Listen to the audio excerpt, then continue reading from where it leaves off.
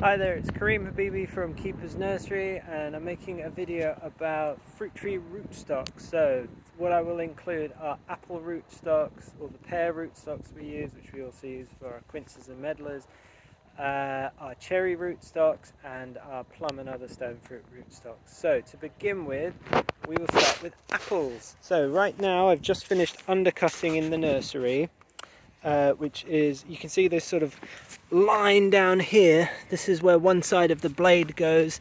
There's another line which isn't as visible on the other side, and that basically cuts underneath all the trees in all the rows. It's an attachment to the tractor, and it allows trees to be lifted quite easily by hand, and we do this, well, I do this every single week. So these are some apple rootstocks. These are trees that basically the grafts failed. You can see down here the graft has not grown, so these are basically sort of spare trees that I'm just going to get rid of, but I've got one of each of the rootstocks that we use.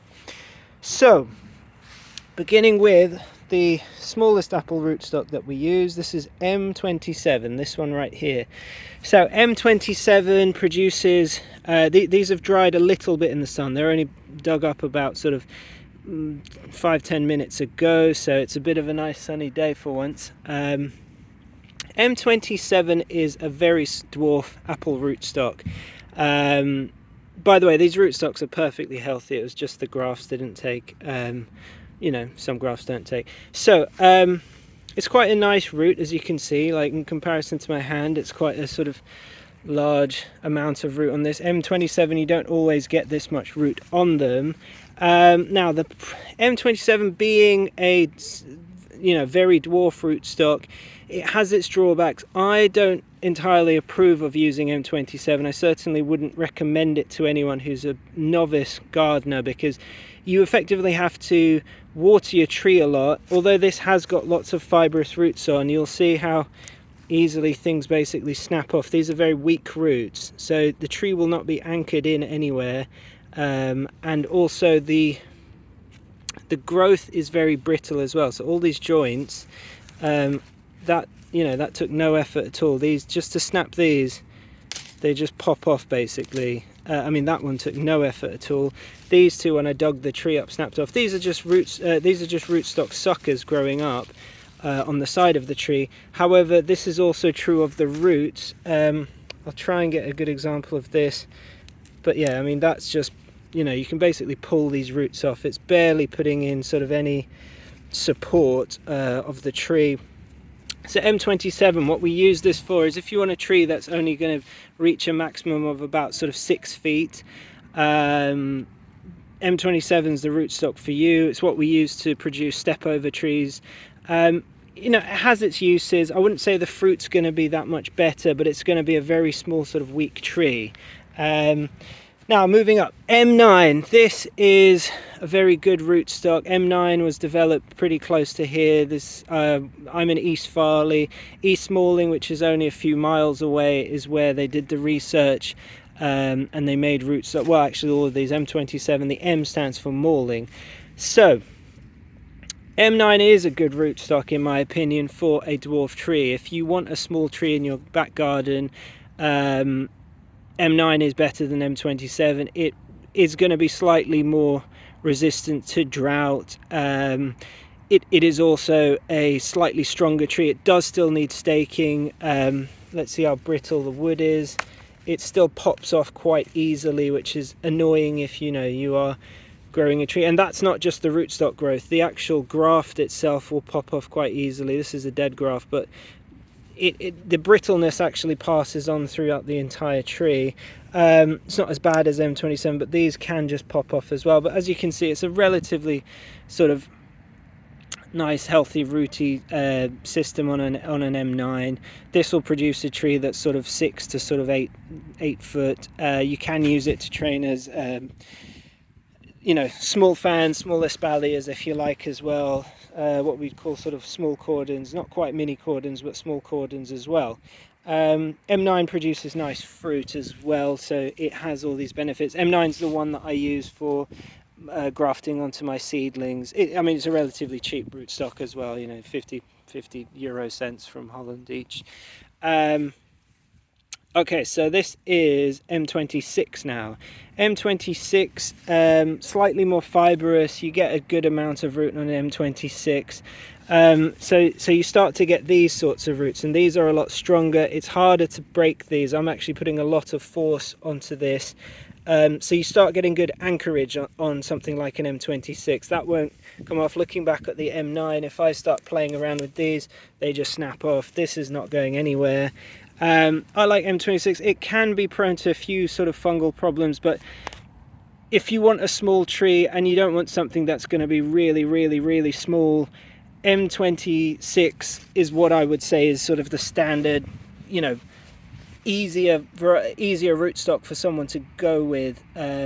You don't have to worry so much about staking the tree. It's going to be stronger. It's going to look after itself as well. If you haven't cut the grass, you haven't removed the grass under the tree, obviously you should do that in the first year, but once the tree is established, this will be relatively strong.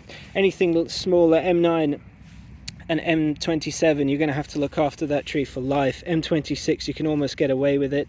This would be useful for if you wanted to train something as a bush tree. So you're looking at something with a crown at about sort of 4.5 feet. You could also train espaliers, you could train fans, you could do cordons. I mean, most of our cordon trees here, these apple trees in the back here, these are all mostly M26. There's the local donkeys, they are very loud. So moving on up to MM106. MM106, you start to see these much longer roots. So some of the longer roots have survived, but MM106 tends to not be as bushy, and you get some nice long anchoring roots. These long anchoring ones will really hold your tree in place. Again, these aren't going to snap off. I can't, you know, force these off. And just looking at the growth as well, these aren't snapping off. You saw earlier the M9s and the M26s, those really snapped. Sorry, the M9s and M27s, they snapped off. The M26, I don't think this will snap off. I'm really trying, that's not snapping off. If we just go back to this one, that's the M9, these should just pop off. They just pop off straight away pretty much.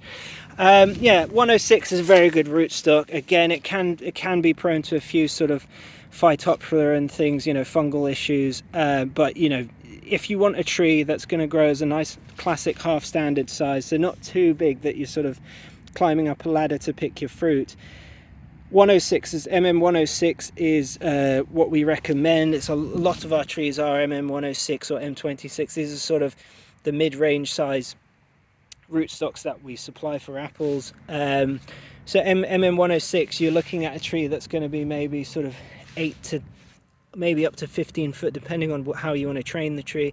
You could train it as a espalier, or you could train it as sort of like what we call a half standard. That's where the crown of the tree is about sort of 5 foot, and everything, basically the branches will all be in picking height. We've got some way down there. It's no good on this video, but lots of our trees, you know, classic apple trees are begin to be something like either half standards or what we're going to now. These are the rootstocks that use for standards. This hairy one, it's very fibrous. This is MM111. MM111, we probably don't produce that many MM111s. It has some decent drought tolerance. It'll produce quite a large tree. You're looking at sort of closer to 20 foot mature trees.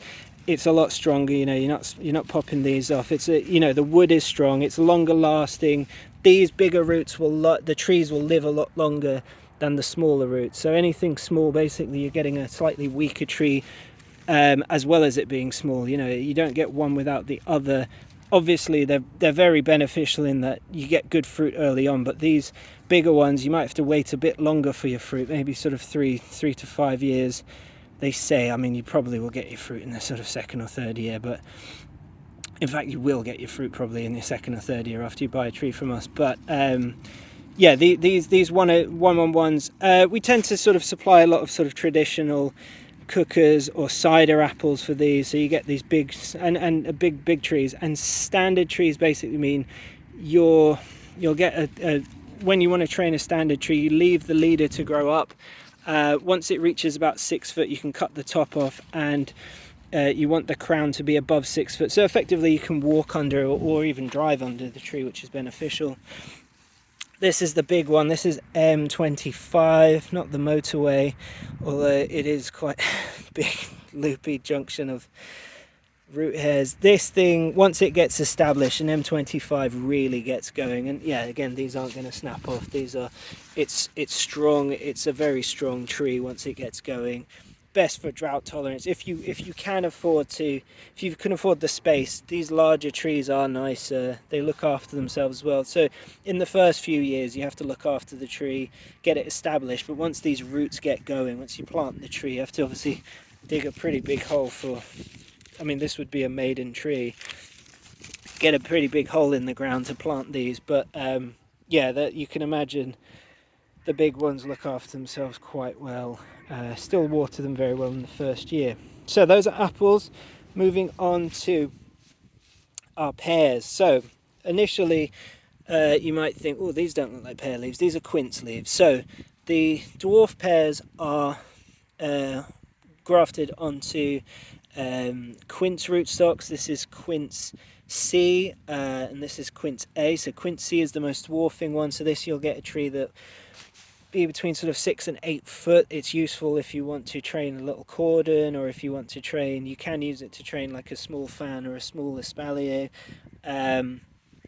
Lots and lots of fibrous roots. The trees can get some sort of fungal problems like Phytophthora as well. However, they are relatively healthy. You do get lots of these suckers, but obviously the suckers, if you imagine you had a graft at the top, the suckers will look completely different because they'll all be quince leaves.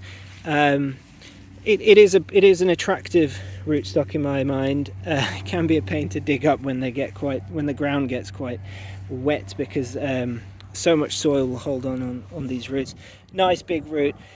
Quince A is just slightly bigger, very much the same thing. You'll get a bigger tree, so you'll get something like similar to somewhere between an M26 and an MM106 tree. These are, you know, for scale, these are quite big roots. You know, that's my welly. That would be a maiden tree. Quite a nice looking root on a Quince A. So then you get the unusual ones. So these are the two pear species rootstocks. This one is the smaller pear one. So if you want a pear tree that's not going to be absolutely massive, you want this. We used to use Pyrus, Pyro dwarf. This is called OHxF. OHxF is equivalent to a Pyro dwarf. So it's a slightly less vigorous Pyrus, which is this one. So OHxF, I believe it's OHxF 80, is it 87 or 57? Something like that. You'll get an equivalent to somewhere around a semi-vigorous, so like an MM106 type size tree. So that would be for a half standard tree.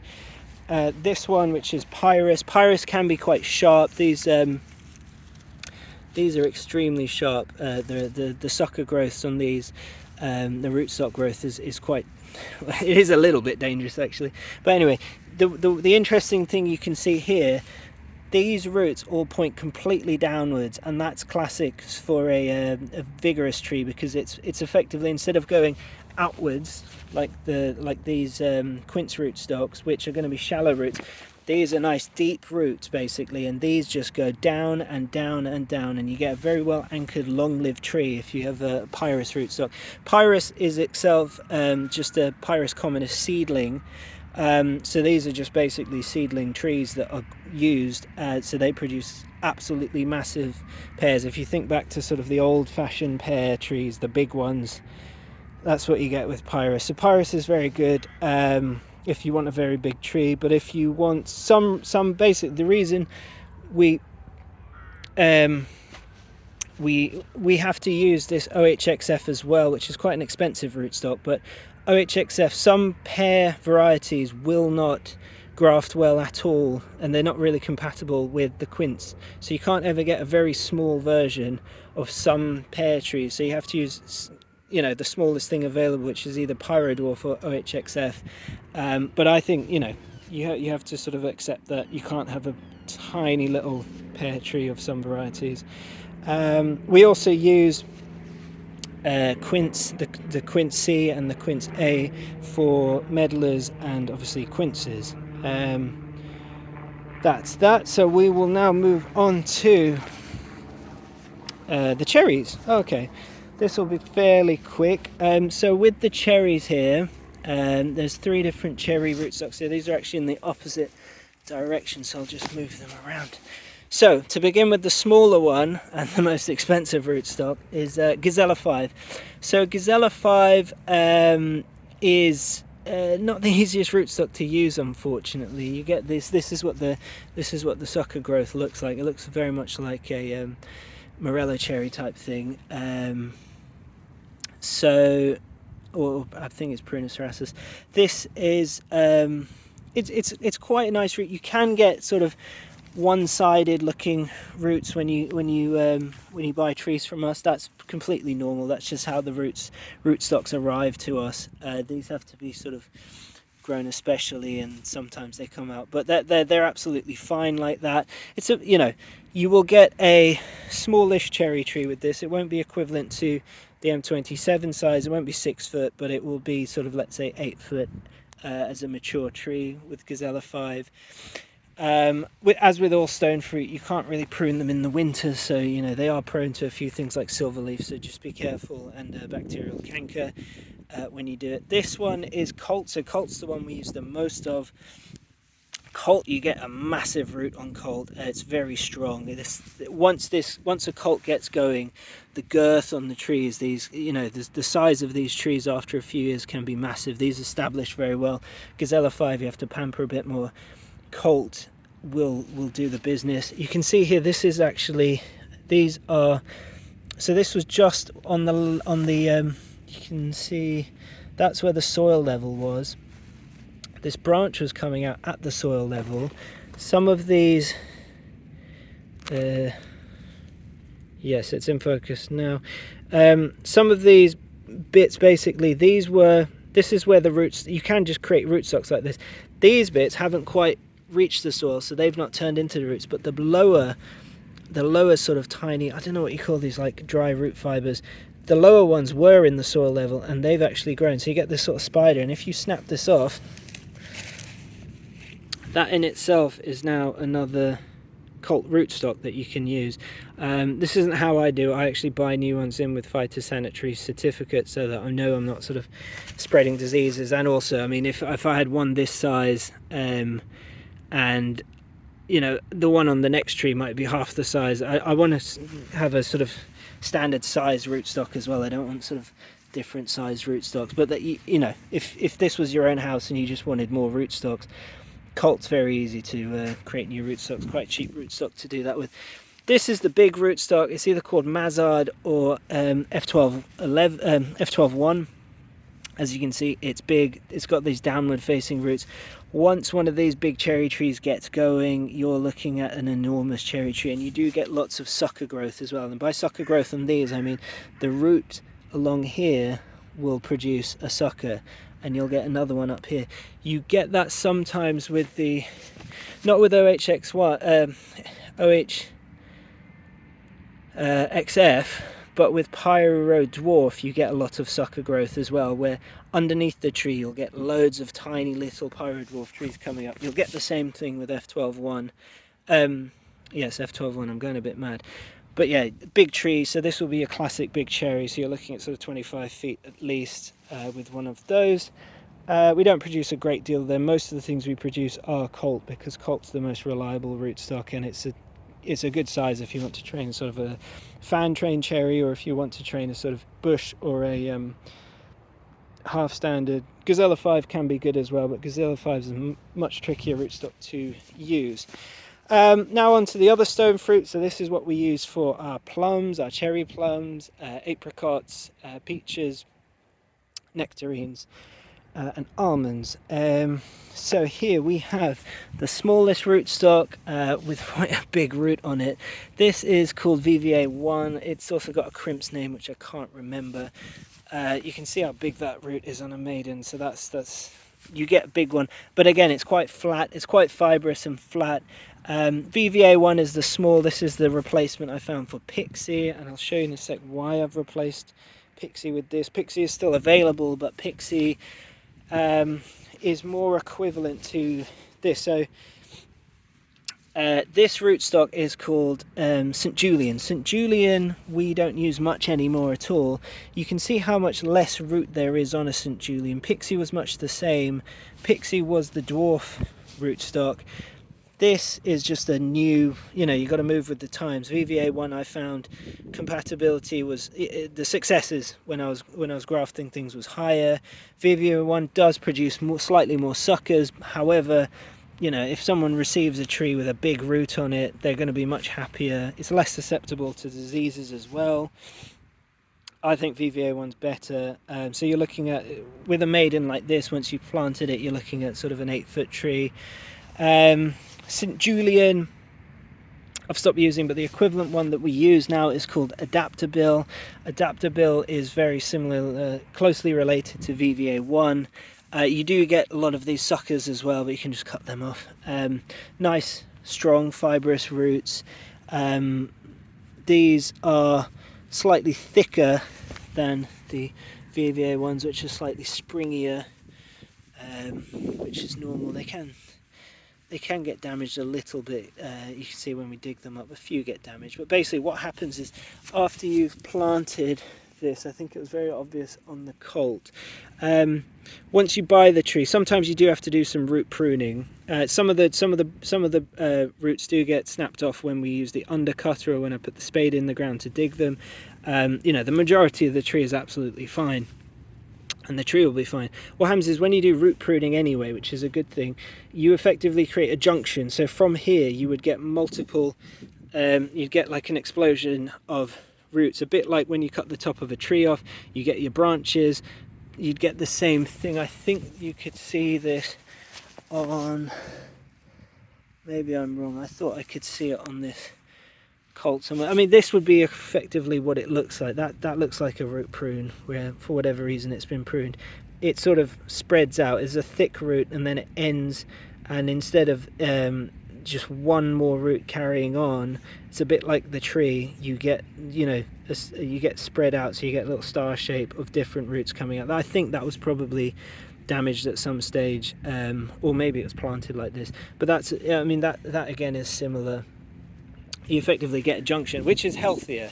The St. Julien didn't do that. It never does this, and where you only get sort of 1 or 2 roots, it's less likely to establish as well once you replant it. St. Julien has got its slight benefits as well. Adaptabil comes back each spring slightly earlier than St. Julien, which I find beneficial, but for whatever reason, maybe that might not suit wherever you're growing them. Moving on, so this is Brompton. So Brompton's the big plum root. You can see these are much thicker roots than on the Adaptabil. Similar to when we were looking at the M25 or the Pyrus or the F12-1, it's just you get these downward facing roots. Brompton will produce a very big plum tree for you. We don't use Brompton with nectarines, peaches and almonds and things. It's just purely for things like plums that we use it for. I think the compatibility is much better with plums, but yeah, you get a very large plum tree, so you're looking at sort of 25 foot. With the peaches and the nectarines and the almonds, we'll use something either like a VVA1 or the Adaptabil. And finally, this is the last of the rootstocks that we've got this year. This one is called Apricor, and yes, Apricor is apricot. So you can see the rootstock leaves are actually apricot. Well, they look slightly different to cultivated apricot leaves, but it's an apricot tree. It doesn't. I'm not the biggest fan of this. I'm going to stop using it, and purely that is because it's one of these. The roots feel slightly light, and they are very, very sort of soft and brittle. I mean, that just popped off, which I don't think sort of bodes well for the longevity of the tree. But I mean, generally, if you're growing an apricot, it's going to be staked somewhere. It's not going to be I mean, that just snaps off.